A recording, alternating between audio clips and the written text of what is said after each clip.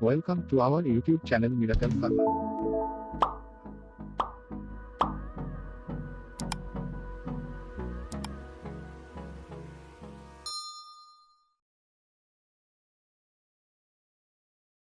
दोस्तों आज बात करेंगे डेस्टोल टैबलेट के बारे में। इस वीडियो में जानेंगे डेस्टोल टैबलेट के अंदर मेजर इंग्रेडिएंट क्या हैं, क्या इसके मेजर यूज होते हैं, ये कितना इफेक्टिव होता है और किस किस कंडीशन में पेशेंट को लेना चाहिए। तो वीडियो के अंत तक बने रहिए। अगर इंग्रेडिएंट की बात करते हैं तो काफ़ी सारे इंग्रेडिएंट इसके अंदर मौजूद हैं। अगर एक एक की बात करें तो वीडियो काफ़ी लंबा हो जाएगा, इसलिए हम आपको कुछ मेजर इंग्रेडिएंट बता देता हूँ। इसके अंदर मेजर इंग्रेडिएंट पड़ा हुआ है मोचरस, उसके बाद इसमें है बेलगिरी, उसके बाद इसमें सौंफ, हींग, गोंद और कुछ मात्रा में से मेडिसिन ओपियम डाल के और भी कुछ इंग्रेडिएंट ऐड करके इसको जो है तैयार किया गया है। दोस्तों अगर दवाई की बात करें तो ये एक जो है आयुर्वेदिक मेडिसिन है, जिसको आयुर्वेदिक फॉर्मुलेशन के तहत ही तैयार किया गया है। इसके अंदर ये बिल्कुल नेचुरल सोर्स से मेडिसिन तैयार की गई है, ना तो इसके अंदर कोई ऐसा कलरिंग एजेंट, ना ही कोई ऐसा प्रिजर्वेटिव ऐड किया गया है जो हमारी सेहत के लिए हार्मफुल इफेक्ट दे। अब चलिए बात कर लेते हैं कौन कौन सी कंपनी इसको बनाती हैं। तो दोस्तों केवल इंडिया में एक ही कंपनी है कमन फार्मा के नाम से, जिसका ये पेटेंट प्रोडक्ट है। मतलब आपको मिलता जुलता तो और प्रोडक्ट कोई मिल जाएगा, लेकिन कमन फार्मा ही डेस्टोल टैबलेट को जो है मैन्युफैक्चर करती। इसका जो है जार भी आता है और ब्लिस्टर पैक में भी ये टैबलेट हमें देखने को मिलता है, मतलब स्टिक में भी ये टैबलेट हमें देखने को मिलता है। अब चलिए पहले बात कर लेता हूँ मैं इसकी थोड़ी सी कि किस तरह की बीमारियों में जो काम आता है। दोस्तों ये डायरिया और डाइसेंट्री में काम आता है। पहले हम ये समझ लेते हैं डायरिया और डाइसेंट्री में क्या फ़र्क होता है, उसके बाद इसके जो है कारण जानकर और उसके बाद निवारण की बात करेंगे। दोस्तों डायरिया एक ऐसी कंडीशन होती है जिसमें अत्यधिक जो है स्टूल पासेज होने लगता है और उसकी जो है स्टूल की फॉर्मेशन जो होती है, जो हमारे पखाने की जो फॉर्मेशन होती है वो वाटरी होती है। मतलब ज़्यादा पतला जो है जो आता है स्टोन, उसको जो है जनरली दस्त के नाम से कहा जाता है या दस्त के नाम से संज्ञा दी गई है। कुछ लोग बोलते हैं उसको डाइसेंट्री भी और डायरिया भी, दोनों की अलग अलग कंडीशन होती हैं। अब फिर इस पर बात करेंगे डायरिया कितने प्रकार के होते हैं। दोस्तों डाइसेंट्री इससे बिल्कुल अलग है।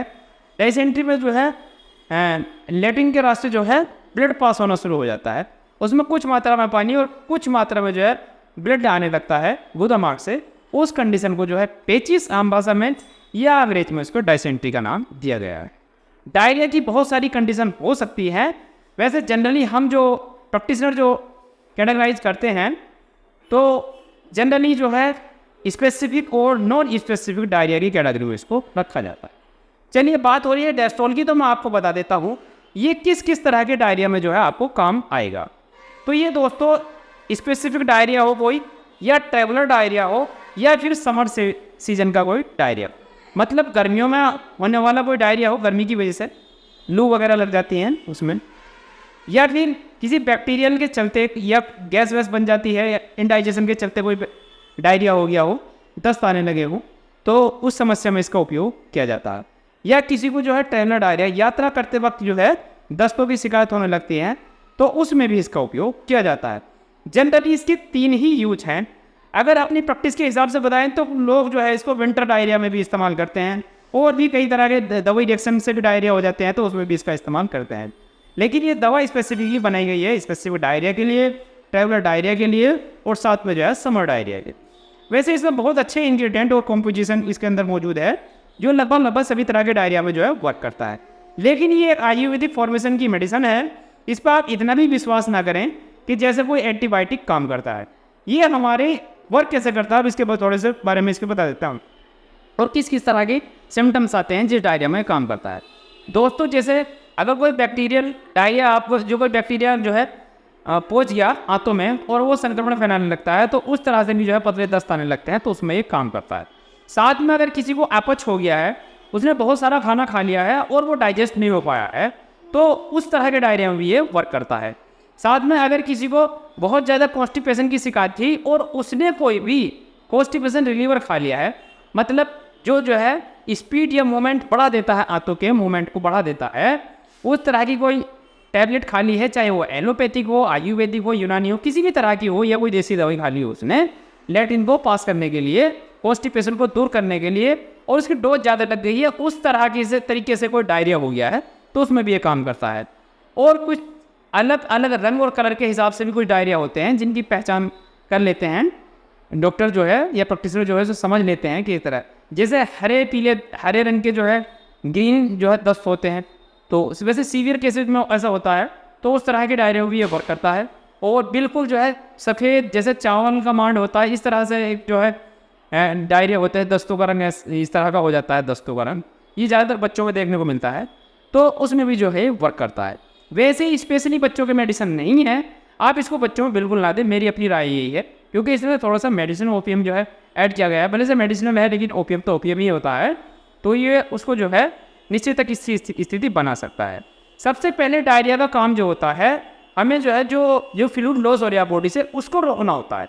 तो ना कि आप एंटीबायोटिक दें या कोई भी रुकावट की दवाई दें, उसको जो है पहले फ्लूइड को पूरा करें उसकी बॉडी में, मतलब पानी का इंटेक उसका बढ़ाएं। अगर वो ओरली टॉलरेट कर रहा हो तो ज़्यादा अच्छी बात है, अगर ओरली टॉलरेट नहीं कर पा रहा हो तो उसको जो है आईवी रूट से भी फ्लूइड जो है देना होता है। तो ये एक जो है सिम्टोमेटिक ट्रीटमेंट हो जाता है डायरिया के लिए। कितनी डोज होती है इसकी? तो 2 टैबलेट सुबह, 2 टैबलेट शाम जो है इसको खाना खाने से आधा घंटा पहले या खाना खाने से आधा घंटा बाद दिया जाता है। जनरली इसको पानी के साथ दिया जाता है, लेकिन साफ़ सुथरा पानी हो उसके साथ दिया जाता है। मैं जो हूँ ज़्यादा जो पेशेंटों को रिकमेंड करता हूँ, तो मैं यही कहता हूँ जो इस तरह के बीमार होते हैं कि उसको जो है चावल के मांड से दिया जाए तो ज़्यादा अच्छे रिजल्ट देखने को मिलते हैं। वैसे ही एक जो है सेफ मेडिसिन है, इसके कोई ऐसे घातक या सीरियस कोई साइड इफ़ेक्ट नहीं होते हैं, जनरली अपच की स्थिति ही बन जाती है। तो साथ में जो है इसके साथ एंटी गैस्ट्रिक मेडिसिन लगाना बहुत ज़रूरी है, चाहे एलोपैथिक हो, चाहे कोई आयुर्वेदिक हो, यूनानी हो या कोई देसी हो, मतलब इसके साथ एंटी गैस्ट्रिक टैबलेट आप जरूर लगाएं जो गैस को कंट्रोल करे और अपच को कंट्रोल करे, तो उसमें ये जो है ज़्यादा अच्छा वर्क करता है। दोस्तों अब बात कर ले हैं डायसेंट्री की। तो डायसेंट्री जो है पानी की जगह पे जो है उस जगह ब्लड का लॉस होने लगता है, अंदर जो है हमारी आंतें स्वेलिंग कर जाती हैं या आंतों में जो जख्म या छेद हो जाते हैं, उस तरह के बैक्टीरियल डायरिया भी ऐसे होते हैं। काफ़ी सीरियस केस होता है ये पैचिस का, तो उसमें भी इसका उपयोग किया जाता है। तो उसमें जो है इसको गुनगुने पानी से देना होता है, और साथ में जो है चावल की मांड से तो आप इसे दे ही सकते हैं, वो सबसे बढ़िया रहता है। कितनी उम्र के पेशेंटों को ये लेना सही होता है? तो लगभग 12-13 साल से के बच्चे से लगा के ओल्ड एज तक आप इसको दे सकते हैं, कोई दिक्कत वाली बात नहीं है। लेकिन छोटे बच्चों में बिल्कुल ना दें, नवजात शिशु और बालकों में इनको बिल्कुल ना दें, छोटे बच्चों में। ठीक है, ये बॉडी वेट पे भी डिपेंड करता है डोज, और एज पे भी डिपेंड करता है। मैंने आपको इसकी जनरल डोज बता दी। अब बता देता हूँ मैं इसके जो है स्पेशल यूज क्या है, सीवियर कंडीशन में क्या होता है। तो दोस्तों हिमालय की डायरेक्ट नाम से टैबलेट आती है, उसके साथ इसको देना कॉम्पोजिशन बहुत अच्छा होता है। तो एक टैबलेट डायरेक्स की और एक टैबलेट जो है डेस्ट्रोल की, इसको जो है सुबह शाम दिया जाता है, तो बहुत अच्छे रिजल्ट देखने को मिलते हैं। अगर डायरेक्स आप ना परचेज कर पाएँ या ना मिल पाए, तो हिमालय की बेल नाम से टैबलेट आती है, उसको भी जो इसका ऐड करके उसके साथ जो है इसको दिया जाता है। तो दोस्तों अलग अलग तरह से अलग अलग इसके जो है यूज होते हैं। जनरली मैंने आपको बता दिए, ध्यान रखें स्पेसिफिक डायरिया, ट्रैवलर डायरिया और जो है समर डायरिया में इसके रिजल्ट ज़्यादा अच्छे देखने को मिले हैं। विंटर डायरिया में ये उतना काम नहीं करता है। तो डायरिया की कंडीशन होती है अलग अलग, उसको समझना पहले ज़रूरी होता है, उसके बाद मेडिसिन लगानी होती है। अगर मान लिया बैक्टीरियल संक्रमण से कोई है, तो उसका कलर को और उसके सिम्टम्स को पहचान के हम बैक्टीरियल कोई मेडिसिन लगाते हैं, तब जाकर उसको जनरली क्या देना चाहिए। सबसे पहले तो आप ORS दे सकते हैं उसको, या नारियल का जूस दे सकते हैं, पानी मतलब, या फिर आप मौसमी का जूस उसमें पानी ऐड करके कुछ दे सकते हैं। तो इस तरह के जो है एंटीऑक्सीडेंट प्रॉपर्टीज़ वाले हम जो है उसको फ्लूइड दे सकते हैं। ओरली अगर टॉलरेट कर रहा है तो पेशेंट, और ओरली नहीं कर रहा है तो फिर IV फ्लूइड जैसे RL, NS, DNS, इस तरह के। अगर शुगर किसी को ज़्यादा डाउन हो गई है तो D5, ठीक है, D25, इस तरह से जो है इसको जो है ट्रीट करना होता है डायरिया। जनरली 3 से 4 दिन में ये डायरिया खुद से स्टॉप हो जाता है, अगर पूरी बॉडी मेंटेन रहे और जो है ज़्यादा फ्लूइड लॉस ना हो। वरना ये सीवियर स्टेज भी पहुंच जाता है इसका, अगर बिल्कुल ध्यान ना दें तो पेशेंट जो है ज़्यादा अगर डिहाइड्रेट हो गया तो उसकी सुन्नपन्न जैसी स्थिति हो जाएगी, और हो सकता है उसे सिरस्याम जैसी और भी, या दौरे पड़ सकते हैं, उसको ज़्यादा कॉम्प्लिकेशन हो सकते हैं, या फिर कोमा स्टेज में भी पेशेंट जा सकता है। तो बिल्कुल आप ऐसे ही चक्कर में न रहें कि आप खाली डेस्ट्रोल की टैबलेट दे जा रहे हैं और डायरिया ठीक हो जाएगा। उसके सिम्टम्स भी ध्यान देना होता है। पहले जब डायरिया को ट्रीट करना हो। तो डेस्टोल दोस्तों बहुत अच्छी टैबलेट है और ज़्यादातर जो है प्रैक्टिशनर इसका यूज करते हैं और बहुत अच्छे लाभ इसके मिलते हैं, लेकिन हर किसी कंडीशन में इसको नहीं देना होता है। चलिए अब मैं बात कर ले तो मेरी अपनी समझ से किस चीज़ के साथ इसको देना सही होता है। तो सबसे पहले आप अगर कोई भी इनडाइजेशन से रिलेटेड समस्या है तो पहले उसको जो है एंजाइम दे दीजिए। आप ओरली दे सकते हैं, आप टैबलेट फॉर्म में भी और लिक्विड फॉर्म में भी आप एंजाइम दे सकते हैं, या फिर उसको बैसिलस क्लाउसी का आप जो है 1-2 सेचेट जो है पिला दीजिए। सेचेट जो है पानी में घोल के भी दे सकते हैं, नींबू के अरक के साथ भी दे सकते हैं, या आप जो है बिस्लरी वगैरह पानी भी दे सकते हैं, या साथ में ORS के भी आप उसको जो है पिला सकते हैं। तो आप जो है पहले जब कंप्लीटली ट्रीटमेंट डाइजेशन का हो जाएगा तो उसके बाद जो है डायरिया समझ लीजिए ऑटोमेटिकली कम होना शुरू हो जाएगा, मतलब दस्तों की जो है तादाद कम होनी शुरू हो जाएगी। जनरली कितने दस्तों तक इसको देना सही होता है, तो अगर 4 से 5 दस्त अगर आ रहे हैं तो इसको देना सही होता है। अदरवाइज अगर फ्रिक्वेंसी ज़्यादा बढ़ गई तो फिर IV फ्लूइड की तरफ जाना चाहिए, ना कि डेस्टोल के चक्कर में आपको बैठे रहना चाहिए। तो ये मेरे अपने कुछ सुझाव थे।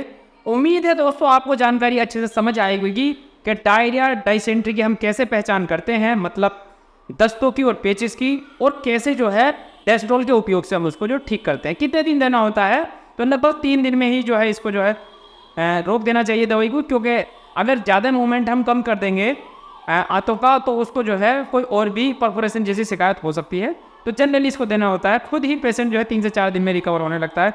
कंप्लीट रिकवरी की बात करूँ तो 7 दिन में बिल्कुल पेशेंट अच्छा हो जाता है, अगर उसका जो है खान पीन सही रहे। तो क्या खाने को देना चाहिए, तो ज़्यादा हैवी फूड उसको ना दें, आप हल्के ही खाने दें जो सुपाच्य भोजन कहलाते हैं, जैसे कि दाल दे सकते हैं आप मूंग वगैरह की, तोरी का पानी दे सकते हैं, और जी है कुछ और भी चीज़ जैसे कि आप खिचड़ी वगैरह दे सकते हैं उसको मूंग की दाल की, तो जो मतलब अच्छे से पच जाएँ एकदम से, और जल्दी पक भी जाएँ वे चीज़ें, उबाल के ही उसको दे दें। तो और नमक मिर्ची का बिल्कुल इसमें जो है परहेज रहता है, आप बिल्कुल भी उसको ज़्यादा नमक का या ज़्यादा मिर्ची का या तीखे का जायके का इस्तेमाल ज़्यादा ना कराएं। उससे जो है क्या होती है कि गैस की फॉर्मेशन ज़्यादा होती है और उसको जो है बॉडी से उसकी जो है दुर्गंध आने लगती है पेशेंट की। तो ये जानकारी थी डेस्टोल टैबलेट के बारे में। उम्मीद करता हूँ दोस्तों आपको जानकारी अच्छी लगी होगी। अगर वीडियो अच्छी लगती है तो एक लाइक कर दें और चैनल पर नए हैं तो सब्सक्राइब कर दें। मैं मिलता हूँ किसी नए वीडियो में नए टॉपिक के साथ, तब तक चैनल को विजिट करते रहें।